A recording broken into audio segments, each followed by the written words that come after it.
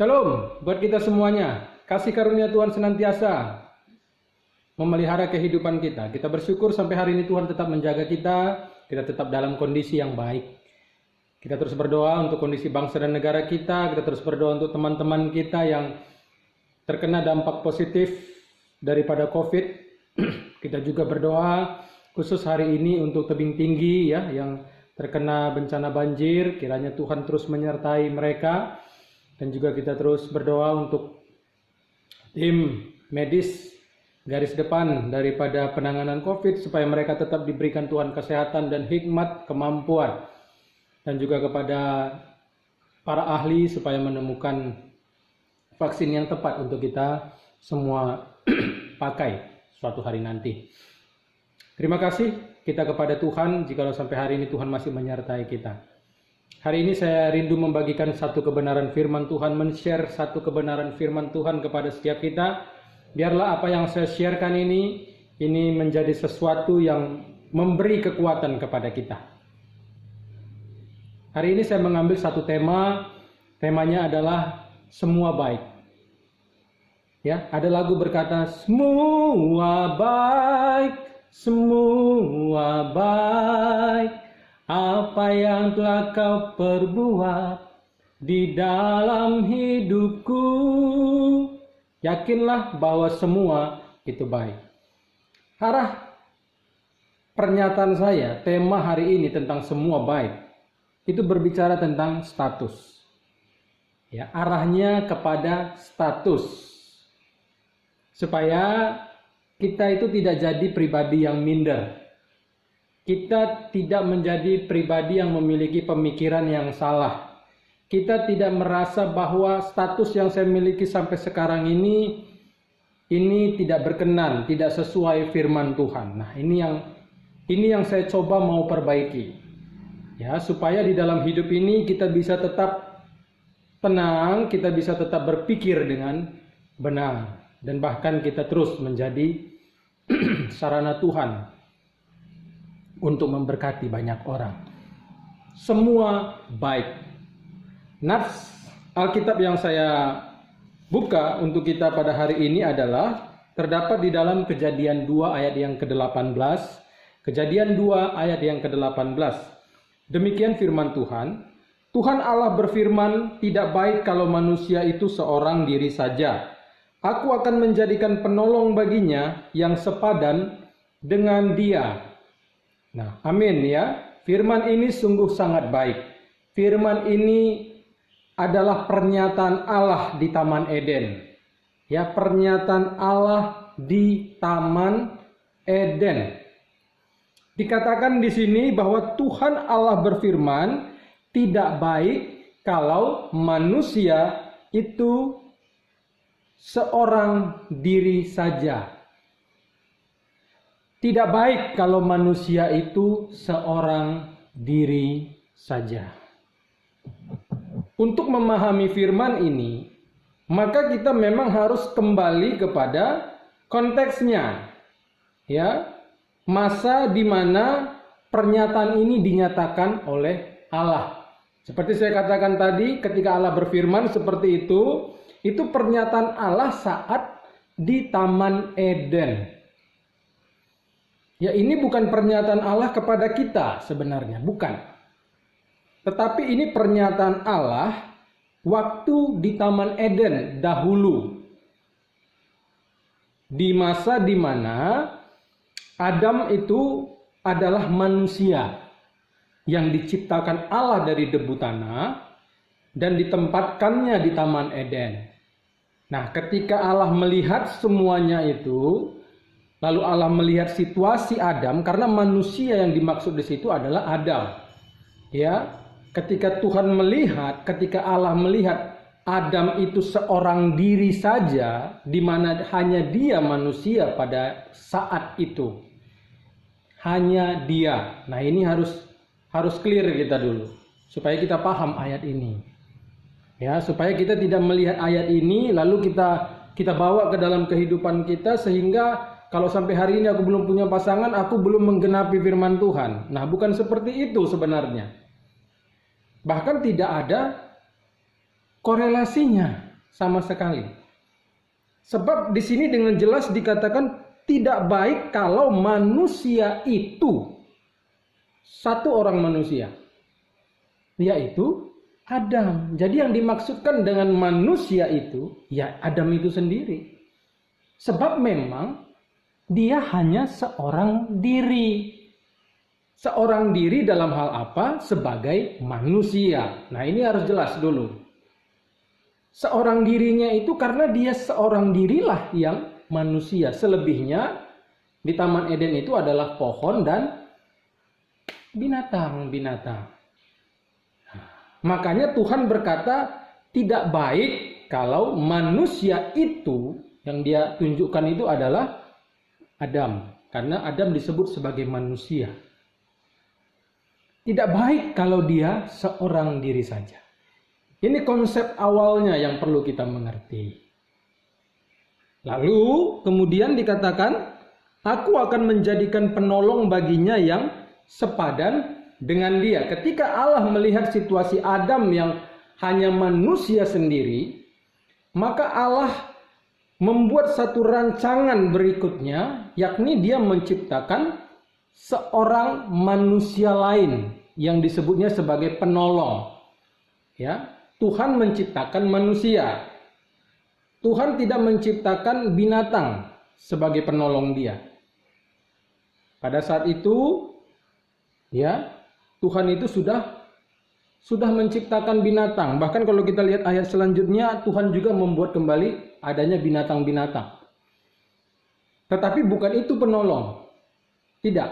Kenapa? Karena dari bahasanya ya sudah berbeda. Adam itu sebagai manusia pada saat itu dia membutuhkan seseorang yang sama-sama manusia. Sehingga dia memiliki rekan untuk berkomunikasi. Ketika Tuhan melihat bahwa dia sendiri dan itu memang sesuatu yang tidak baik, ya kita harus pandang tidak baik itu situasi di Taman Eden. Dia manusia seorang diri. Jangan kita pandang dengan situasi kita. Ya, karena ini bukan berbicara tentang tidak baik kalau kamu tidak menikah. Tidak. Ini tidak berbicara tentang tidak baik kalau kamu tidak punya pasangan. Tidak seperti itu. Tapi tidak baik di sini. Sebab memang Adam itu hanya seorang diri manusia. Kalau melihat binatang-binatang semua berpasangan-pasangan. Banyak jenisnya, banyak kerumunannya, sedangkan dia hanya seorang diri. Makanya Tuhan berkata, aku akan menciptakan penolong buat dia. Yang Tuhan rancangkan kepada Adam itu adalah penolong bagi dia. Yang bisa menolong Adam. Dan siapakah penolong yang dimaksudkan di dalam ayat yang ke-18 yang merupakan penolong yang sepadan dengan Adam. Nah, kita perhatikan di dalam ayat yang ke-23. Lalu berkatalah manusia itu, inilah dia tulang dari tulangku dan daging dari dagingku. Ia akan dinamai perempuan, sebab ia diambil dari laki-laki. Siapakah penolong itu? Yang pertama, manusia. Bukan binatang. Ini harus jelas dulu kita. Ya, manusia yang Tuhan ciptakan sebagai penolong.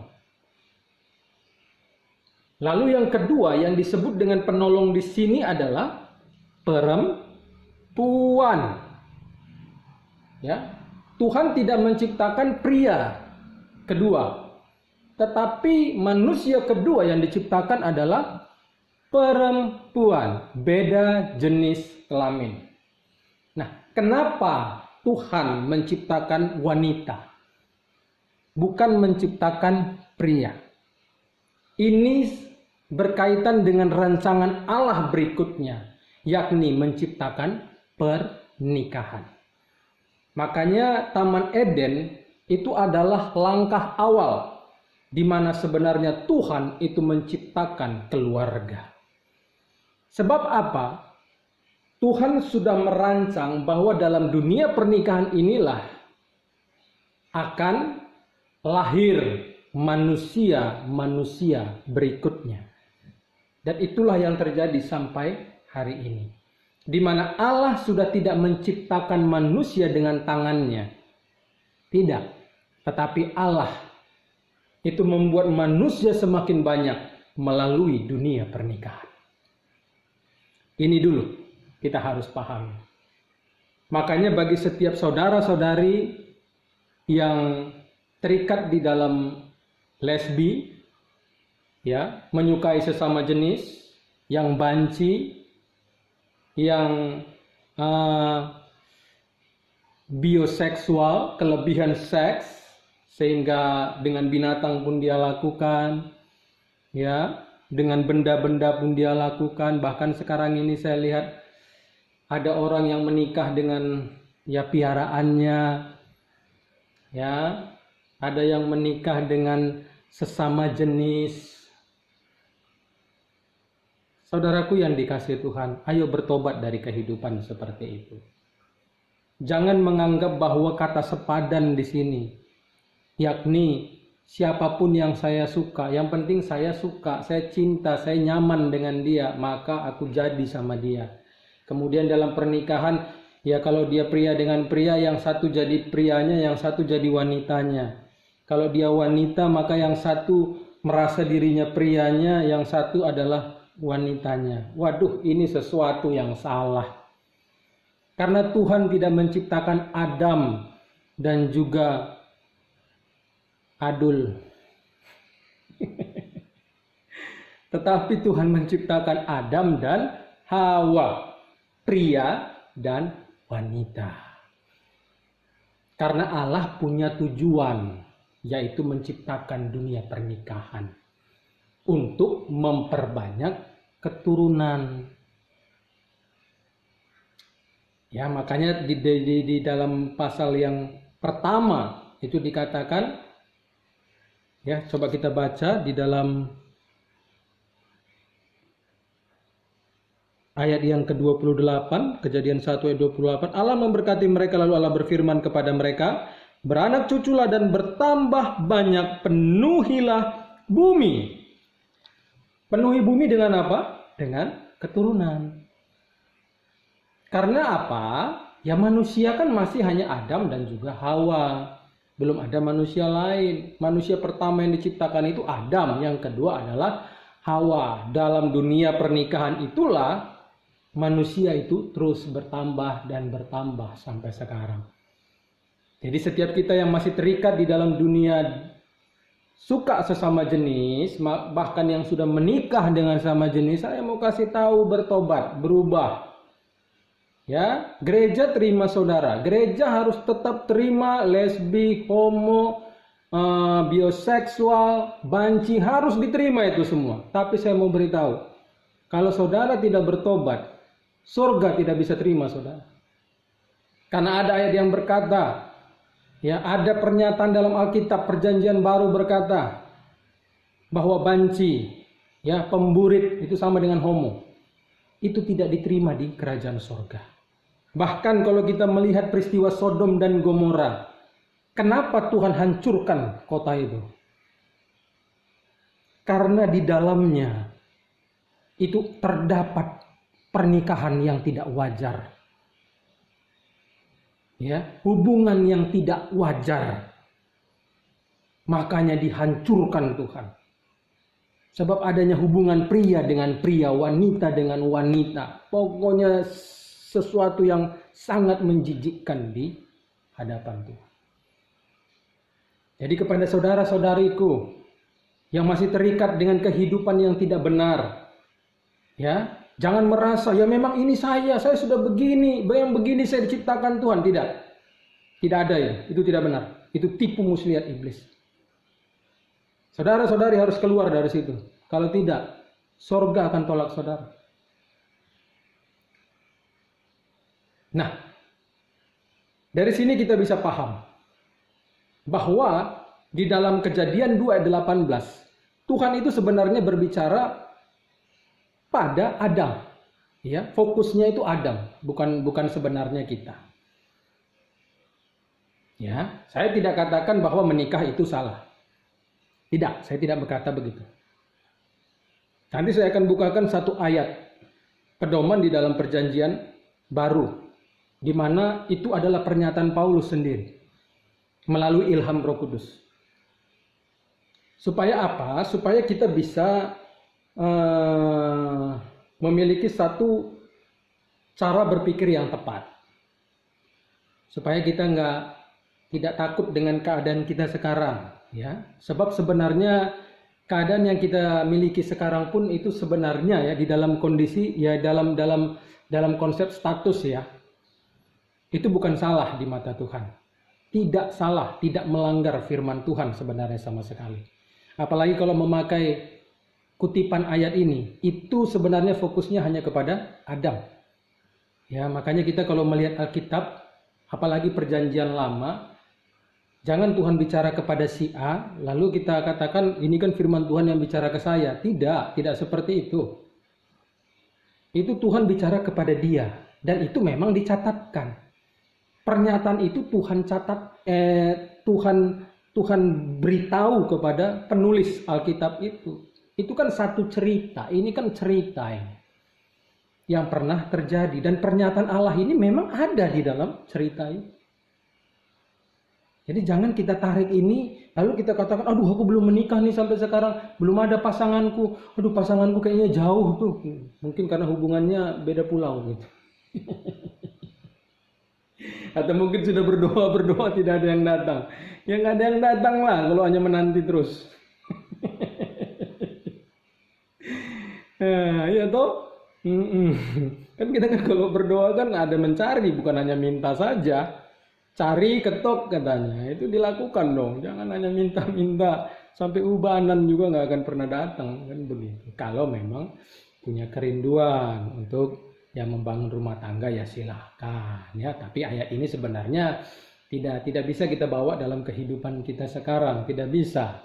Karena di situ manusia itu yaitu Adam. Nah, di sini kita clear dulu ya. Supaya kita itu jangan limbo hidupnya. Jangan merasa kalau aku belum punya pasangan sampai sekarang aku ini terkutuk kayaknya. Nah, percayalah semua itu baik. Yuk kita buka di dalam 1 Korintus 7 ayat yang ke-7. 1 Korintus 7 ayat ke-7 sampai ayat yang ke-9. Ya, 1 Korintus 7 ayat ke-7 sampai ayat yang ke-9. Firman Tuhan mencatat demikian, namun demikian alangkah baiknya kalau semua orang seperti aku, tetapi setiap orang menerima dari Allah karunia-Nya yang khas, yang seorang karunia ini, yang lain karunia itu. Tetapi kepada orang-orang yang tidak kawin dan kepada janda-janda aku anjurkan. Namanya janda, tadi sudah pernah menikah. Kan seperti itu. Mungkin suaminya meninggal, makanya dia menjadi janda. Ya, supaya baiklah mereka tinggal dalam keadaan seperti aku yang belum kawin dan yang sudah berstatus janda. Paulus katakan, baiklah kamu hidup itu berstatus seperti saya gitu. Ya, supaya kamu tinggal dalam keadaan seperti aku. Tetapi kalau mereka tidak dapat menguasai diri, nanti saya jelaskan. Baiklah mereka kawin. Ya, sebab lebih baik kawin daripada hangus karena hawa nafsu. Nah, ini pernyataan Paulus. Apakah pernyataan Paulus ini dia sedang menentang pernikahan? Ya kan pastinya tidak. Ya. Tidak. Dia tidak menolak pernikahan. Dia tidak menentang pernikahan. Ketika dia berkata, baiklah kalian itu seperti saya saja. Ya, status daripada Paulus di sini adalah dia sudah single. Ya, dia pernah menikah. Apakah dia cerai ataukah istrinya meninggal itu saya tidak tahu. Tapi saya sih yakin dia ini pernah menikah dan kemungkinan besar memang istrinya meninggal. Ya. Lalu dia berkata di sini, Baiklah kalian itu hidup seperti saya, ya. Dia kan statusnya adalah seorang pelayan Tuhan, seorang rasul yang menggembalakan juga ke sana sini, ngajar ke sana sini. Dia berkata seperti itu. Apakah ini bertentangan dengan ayat-ayat firman yang lain yang berbicara tentang pernikahan? Apalagi kalau kita kaitkan dengan Kejadian 2 ayat yang ke-18 tadi, sebenarnya sama sekali tidak bertentangan. Bahkan memang tidak ada pertentangannya sama sekali. Ya, Paulus berkata, alangkah lebih baik kalau kamu itu seperti saya saja, katanya. Ya, di dalam ayat yang ke-7 tadi. Lebih bagus kamu seperti saya. Tetapi kan setiap orang itu menerima dari Allah karunia-Nya yang khas. Ya. Paulus seperti itu karena memang panggilan dia. Ya, Tuhan memberikan karunia seperti itu. Beda dengan Petrus. Petrus menikah. Paulus setelah berakhir dengan istrinya, apakah itu cerai ataukah istrinya meninggal, ya dia tidak menikah lagi. Dan dia melihat bahwa ini karunia dia supaya dia bisa menginjil dengan lebih leluasa. Nanti saudara silahkan baca, karena ini kan konsepnya itu tentang perkawinan dalam 1 Korintus pasal ke-7 ini. Saudara baca secara keseluruhan. Tetapi di sini Paulus berkata, alangkah kamu lebih baik hidup seperti saya. Bahkan di dalam ayat yang ke-8 pun dia berkata, mau kamu yang belum kawin maupun yang sudah janda pun, udah hidup seperti saya saja. Apakah ini salah? Apakah Paulus berkata begini ini perkataan yang tidak benar? Tidak. Ya, dari sini saya bisa melihat bahwa menikah tidak menikah itu baik. Kalaupun belum dapat pasangan sampai hari ini, jangan stres. Sepanjang kehidupan kita itu berarti, jalani hidup ini. Ya, jangan gara-gara sudah usia berapa ini, akhirnya udah deh, siapa untuk wanita, siapa pria yang mau, marilah datang kepadaku yang letih lesu dan berbeban berat. Ini kan udah sulit. Nah, kita lihat sekarang banyak pernikahan Kristen itu hancur. Ya, banyak pernikahan Kristen itu hancur. Paulus berkata, udah hidup seperti saya saja. Karena apa? Menikah itu sebenarnya lebih berat dibandingkan tidak menikah. Ini harus kita akui. Bukan saya menakut-nakuti kita. Tapi memang sebuah realita.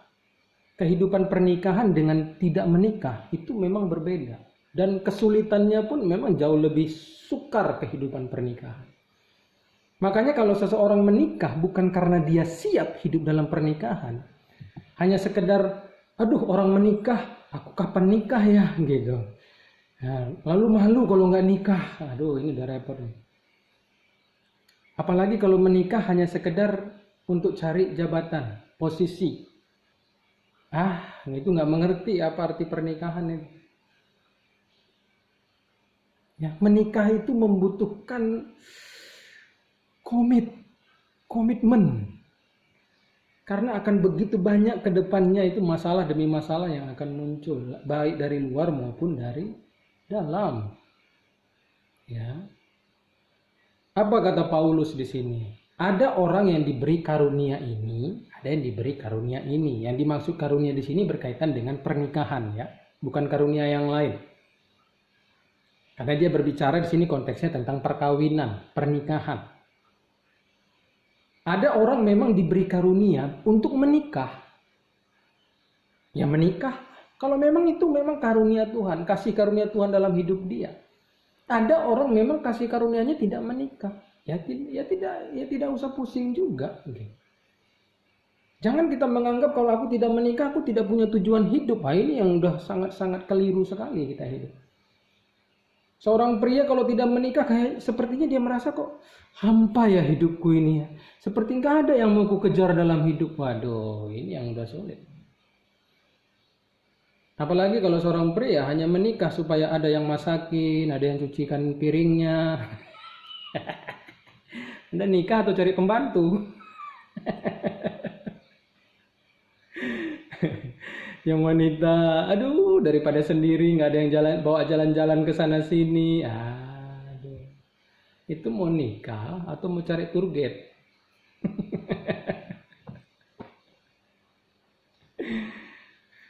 Hidup itu dinikmati saja, ya kan?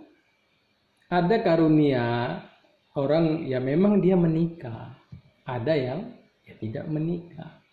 Kalau kita mau berkata begini, Tuhan menetapkan manusia semua menikah, itu tidak benar. Nggak ada ayat Alkitab yang berkata begitu. Kenapa? Karena secara survei jumlah wanita dan pria itu jauh berbeda. Lebih banyak wanita dibandingkan pria. Nah, bagaimana bisa berkata bahwa semua manusia itu memang diciptakan berpasangan? Nggak mungkin dong. Nah, makanya mari kita enjoy dalam hidup ini. Yang menikah bertanggung jawablah dalam pernikahan saudara. Jangan menikah untuk bercerai. Jangan menikah untuk coba-coba, cocok mencocokkan. Nggak cocok, lepaskan. Ingat ya, Tuhan itu membenci perceraian. Meski di dalam ayat Alkitab berkata, Yesus berkata pernah 2 kali, bercerai boleh kecuali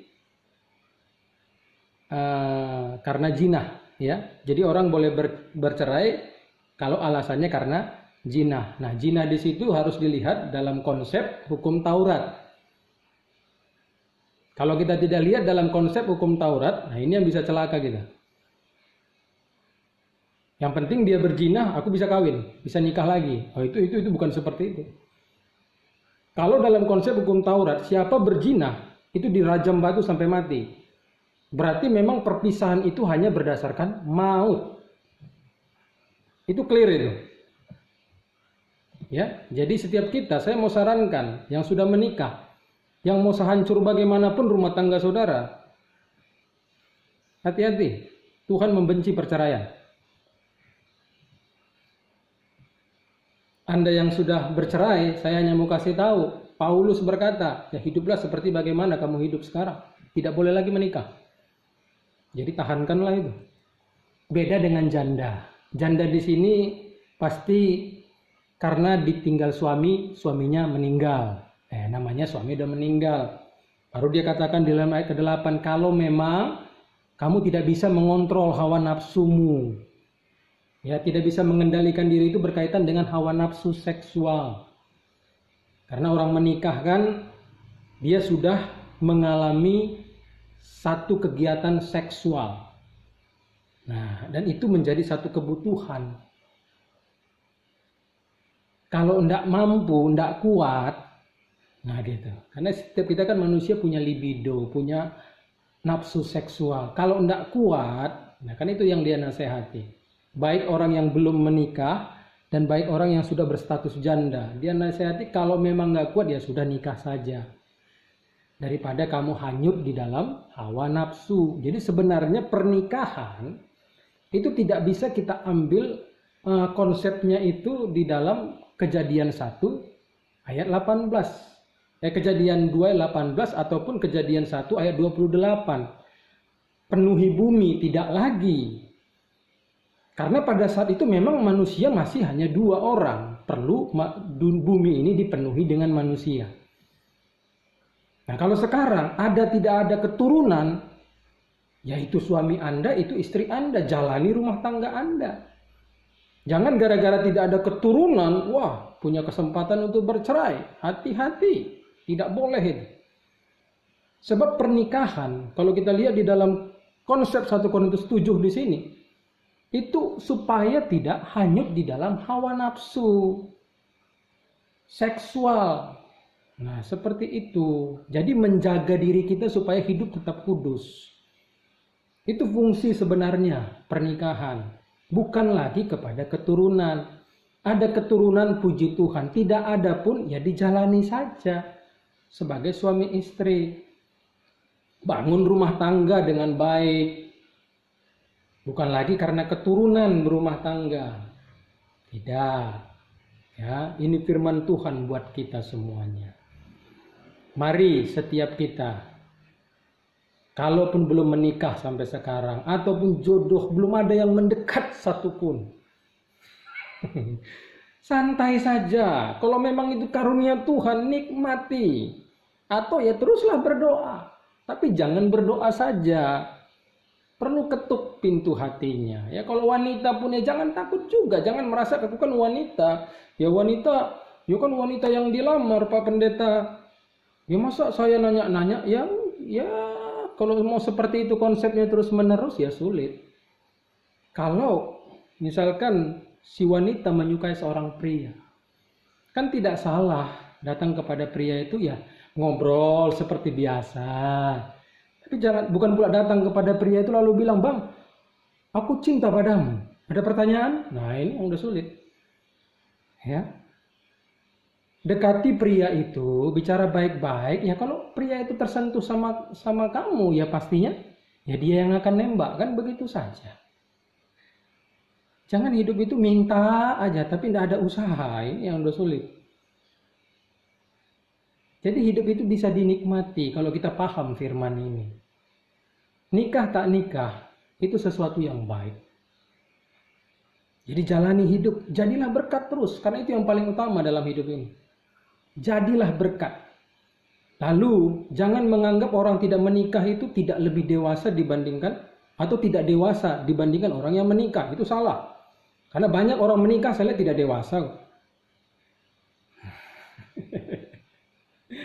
Nggak bisa diukur di situ, ya, karena kedewasaan bukan diukur dari orang menikah dan tidak menikah, ataupun ya seperti saya punya om, dia bilang, "Kia, aku dulu sebelum menikah aku kena ada muntah darah, nah, tapi setelah aku menikah muntah darahku berhenti." Saya pikir dalam hati apa hubungannya gitu kan, nggak nyambung, saudara. Sedangkan orang yang menikah banyak kok yang saya lihat penyakitnya penyakit parah juga sudah menikah dan macam lainnya ya. Sehingga begini, mari kita hidup itu nikmatilah hidup kita. Karena semuanya itu baik. Yang penting hidup kita terus menyenangkan Tuhan. Jangan menikah untuk menyenangkan ortu, nggak ada hubungannya. Menyenangkan ortu itu sikap kita. Ya, sikap kita, tindakan kita kepada orang tua kita. Bahagiakan dia bukan karena pernikahan membahagiakan dia.